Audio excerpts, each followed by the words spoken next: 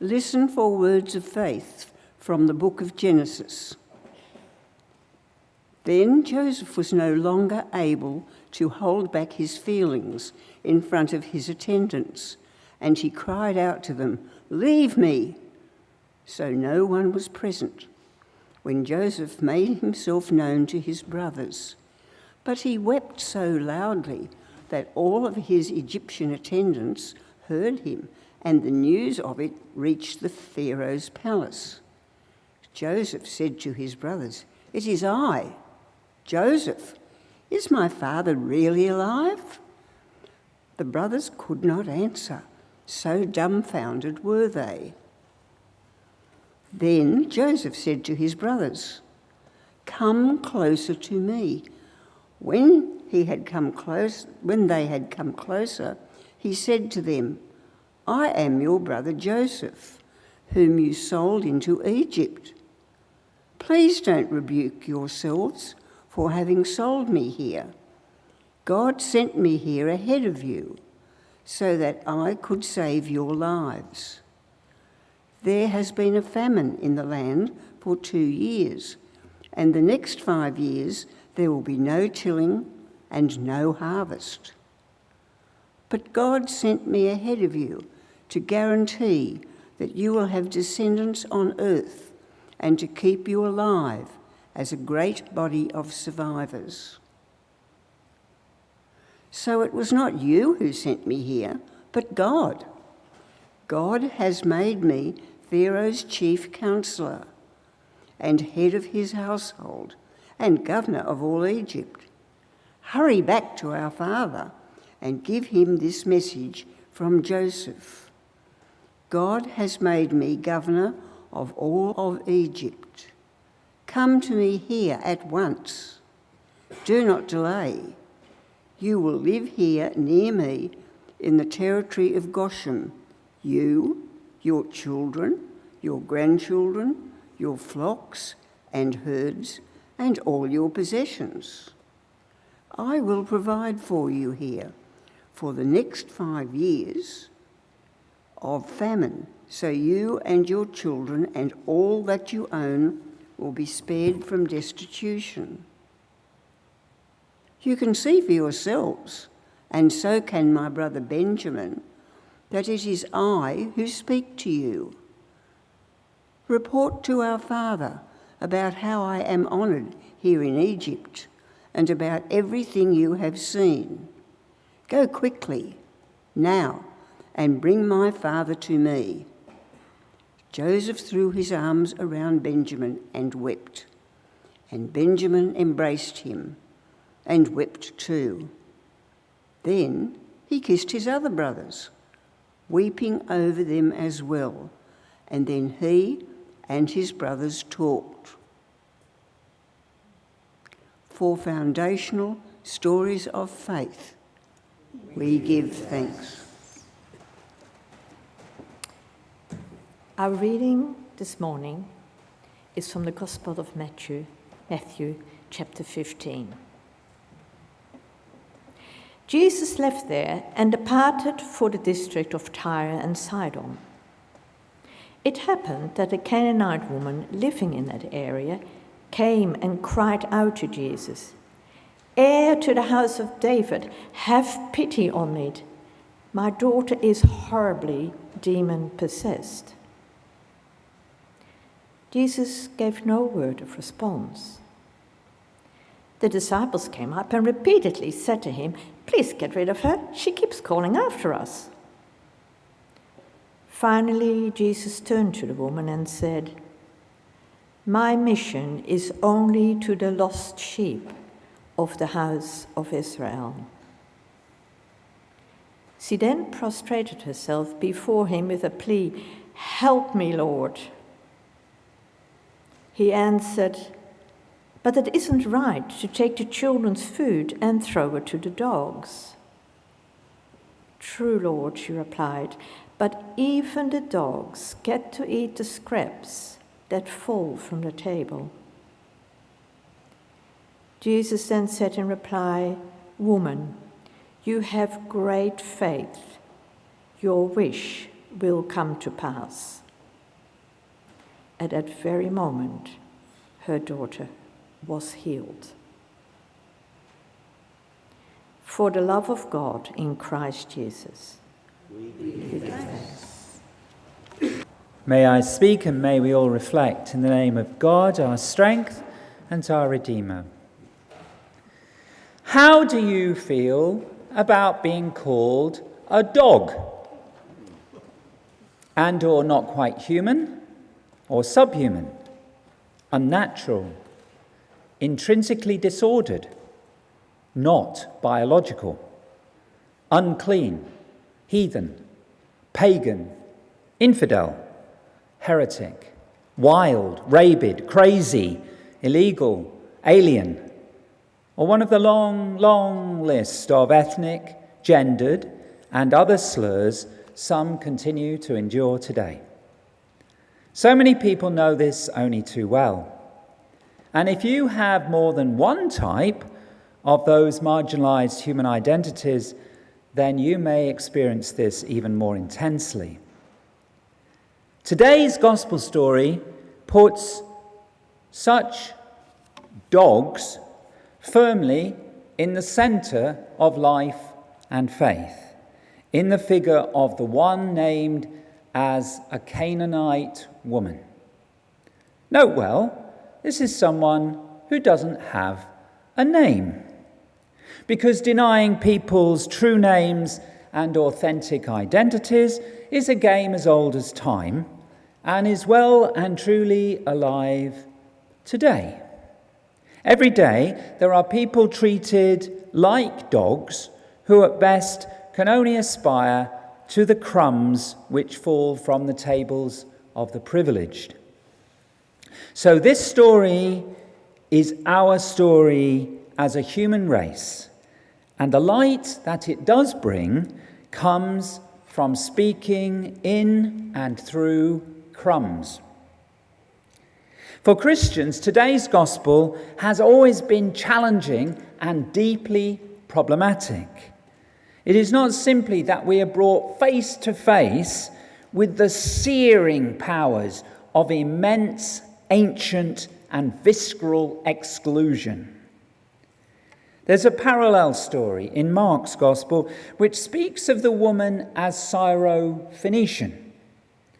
But Matthew uses the far less polite and far less politically correct word Canaanite, because in doing so, Matthew intends us to think of the long and troubled history of the land and its peoples, of conquest and massacre, of pain and struggle, of violence and misery, of fear and shame, of cultural devastation and marginalization. Matthew's gospel is, by choosing the word Canaanite, particularly clear about that. So we can think, and still more we can feel perhaps just a bit of the surface, similarly of the horrendous depth of violence, misery and rejection that First Peoples carry today in this land and in many other parts of the world. It's an extraordinary box of challenges to take the lid off. But even more troubling is that Jesus appears at first sight not so much to offer a way forward, but rather to confirm these hideous depths of exclusion. So, is Jesus a racist in this story? Not to mention a misogynist and inhumane in other ways. It's a powerful question if you read this story on a surface way and literally. If so, what does that then make for us of Christian faith? And if Jesus is not a racist, then what on earth do we make of their words and behaviour? Because they're pretty challenging in that respect. Now, there are a number of different responses offered by Christian tradition and by theologians today, and I'll touch on those in a moment. And they're important and to some degree helpful. Above all, however, I would suggest that we keep holding the Canaanite woman at the centre, just as the artist Michael Cook has done in his painting Crumbs of Love, which you'll see on the front of our pew sheet today. Or to put it another way, to understand the bread of life that is present or pointed to in this story, we have to look at the crumbs and hear them speaking. Three particular elements of the story speak to me powerfully of how God is present in and through the crumbs of life. The first element is the context in terms of time, geography, and spiritual symbolism. As Matthew's Gospel tells it, this incident, and it's always important to look at the context of any story, how it fits with the bigger story of faith and the Gospel. As Matthew's Gospel tells it, this incident occurs shortly after Jesus has been in vigorous conflict with the Pharisees and the scribes over the nature of religious tradition in the Judean faith. A few verses earlier, Jesus thus contrasts what he has named as the tradition of the religious elders with the commandment and call of God, whose love and true word is nullified by narrow adherence to tradition, especially when it is bound by particular forms of culture that belong to one people rather than another, or one gender rather than another. Significantly, for today's story, Jesus refers to the words of Isaiah, the great prophet of new creation who offers a God who is so much bigger than any one religious tradition. Isaiah says this people honors me with their lips, but their hearts are far from me. In vain, therefore, do they worship me, because they teach human precepts, cultural precepts, as doctrines. Jesus speaks instead of what is truly defiling, not failing to meet up to particular societal or cultural norms, but the thing that really is offensive to God, namely the evils that come out of the heart, not external features like race or gender diversity or whatever else it is that people get themselves in a mess about. So Jesus then, having spoken that word, then physically moves away from those people and that space, away from the self-regarding guardians of Judean tradition, to enter the district of Tyre and Sidon. That is, he comes out of Judea into Gentile territory, out of the assumed good and holy into the Badlands, out of the centre, so-called, into the borderlands, out of what is regarded as real humanity into the world of the dogs. So in contrast to the righteous Pharisees and scribes, here we have the Canaanite, the ancient other, and that other is in the form of a woman. Today's gospel story, therefore, seems to have its original setting in this great conflict in Judean religious circles, which are played out again amongst us. You can put the name Christian, or you can put the name Muslim, or whatever else you want, but it's the same conflict about what is truly loving, what is truly the heart of faith. And Matthew links it in turn to the early Christian conflict about the place of the Gentiles. Remember, all Gentiles, that's most of us here. One or two of you may have Jewish heritage. All of us are dogs in the story and for that part of Judean tradition. Big battle in Acts of the Apostles. You can read about it, how the Gentiles were allowed in. The dogs, the crumbs, the dogs are where God is moving, and maybe that's something the church needs to hear today. Those who are dogs may be where the Spirit is moving. This, however, does not answer the question for us of Jesus' apparent racism, his apparent misogyny, and his apparent inhumanity. Matthew, of course, begins his gospel by deliberately reminding his audience that Jesus' genealogy, his birthline, includes the Canaanite women, Tamar and Rahab, both whom are not only dogs, but they're dubious women on other scores as well as race. So if Jesus had Canaanite genes, And the implication is that Mary too may have directly provided such a bloodline. Why does then Jesus speak so brutally to the Canaanite woman who's desperately seeking help? Some interpreters, trying to preserve Jesus' divinity and his holiness, have suggested that Jesus was testing the woman in order to bring forth a depth of true penitence and offering us a model of humility and petitioning of God. You might find that valuable to ponder. But such a pietistic understanding still leaves Jesus, doesn't it, and God in Jesus, appearing very harsh.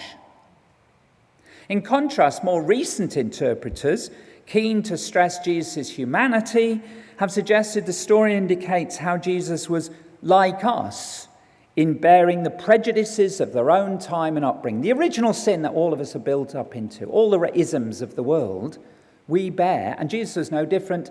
And so the Canaanite woman, as it were, helped him to grow and to evolve, just as we grow out of our own human mistakes and prejudgments, we hope. And maybe that's helpful for some of us today, more helpful. But I still think that sort of a humanistic interpretation has its own limitations. Because even if some of us may be happy to rework ancient understandings of the nature of divinity and what perfect humanity means, aren't we still left with questions of the value of Jesus as such a damaged model of humanity, especially as a bearer of divine love? So for me, it's crucial to note a second element of today's gospel story, namely its power dynamics. Always look for where the power is in a story. For even if we consider that Jesus wasn't typical of a Jewish religious leader in all respects, including being of possible mixed blood as well as subversive in so much teaching and actions, for the Canaanite woman, Jesus still had powerful privileges of race, of gender, of education, and socioeconomic status which were not hers. So whilst there are many nuances within Judean religious tradition, and they share Roman imperial oppression, that tradition had still been her people's historic oppressor. So just to come to a Judean religious figure for help would have been a very hard thing.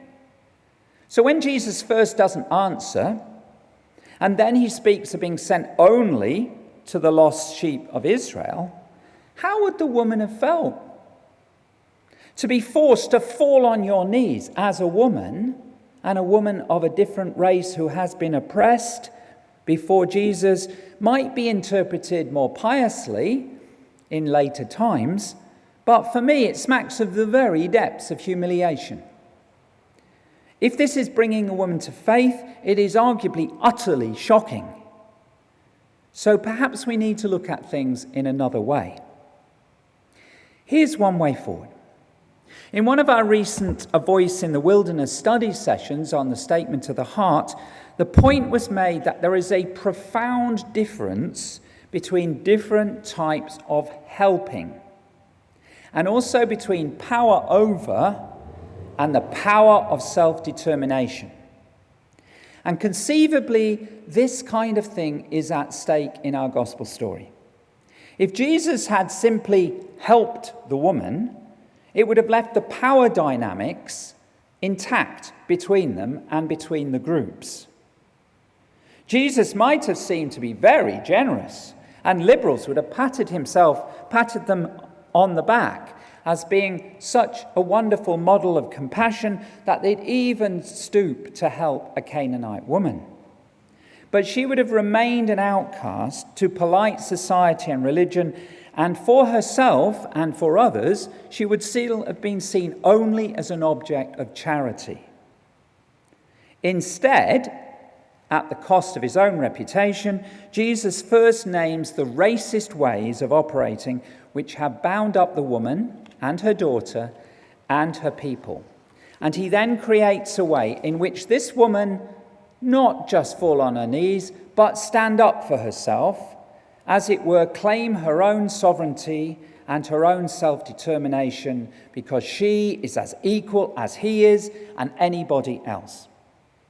Now, when he was doing this, did Jesus sort of wink to the woman and give a sort of a clue what he was doing?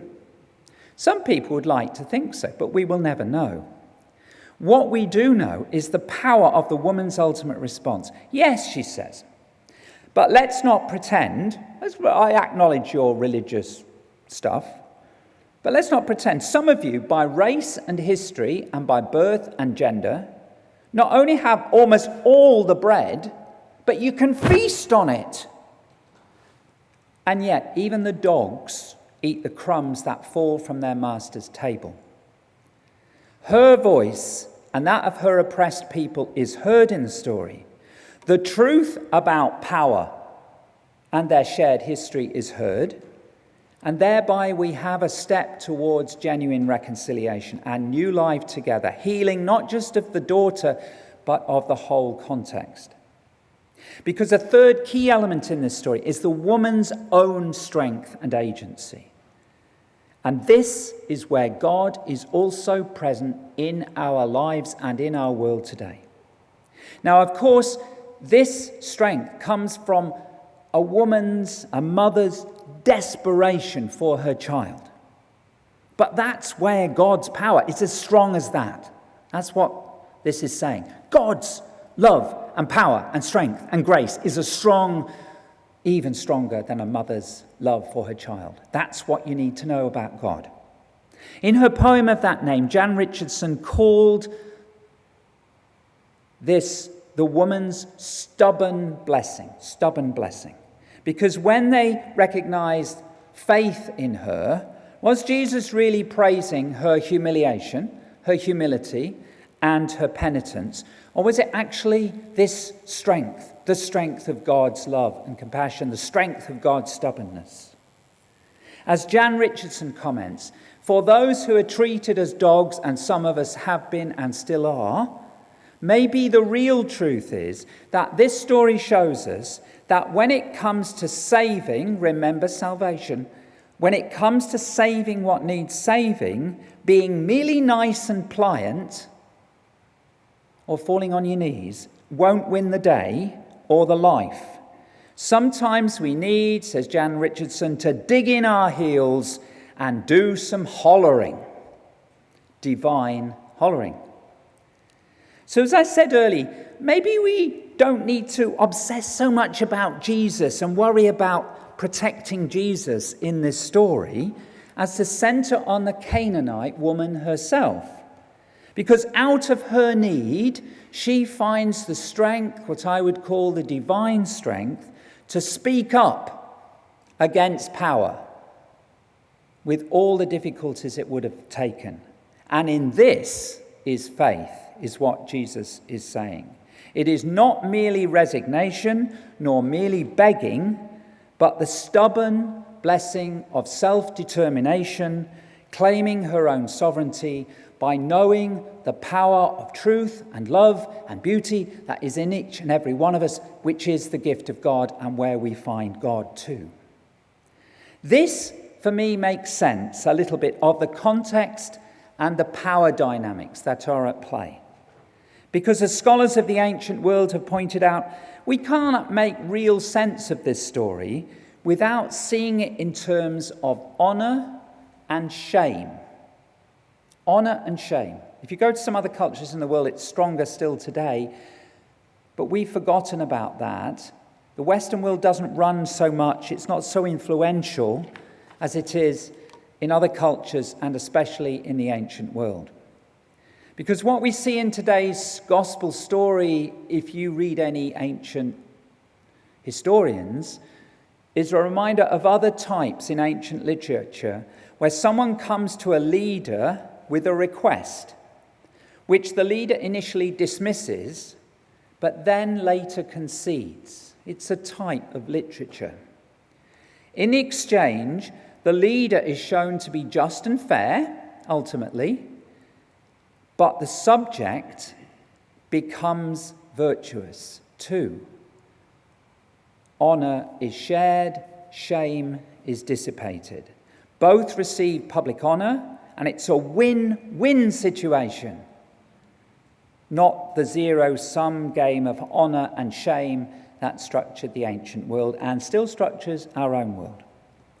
There are parallels in our other story we heard today, this fantastic story we could come back to again, I hope, one day, of Joseph's reconciliation with his family. Very Christ-like story.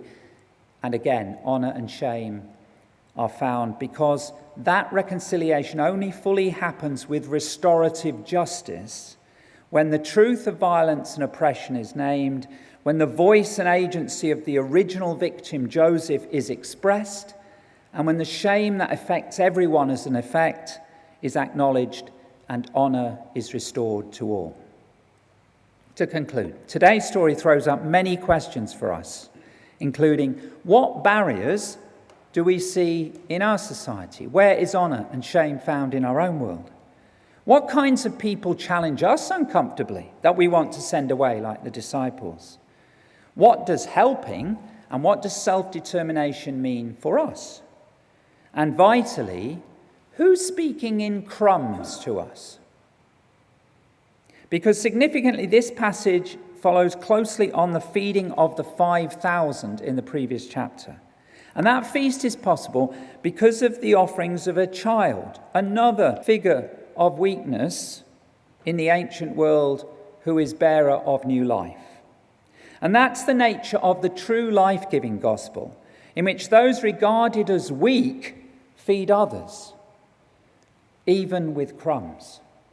And when the stumbling block becomes the cornerstone. And that's symbolized in the Eucharist or Holy Communion, whereas in today's story, honour is restored out of shame, and all of us receive crumbs of love, that we might become crumbs of love and share crumbs of love with others. In this, we recognize the hurts and continuing isms and exclusions of our lives and our world, and our own exclusionary ways. Because in truth-telling, there is hope and transformation in God's amazing, subversive love. Amen.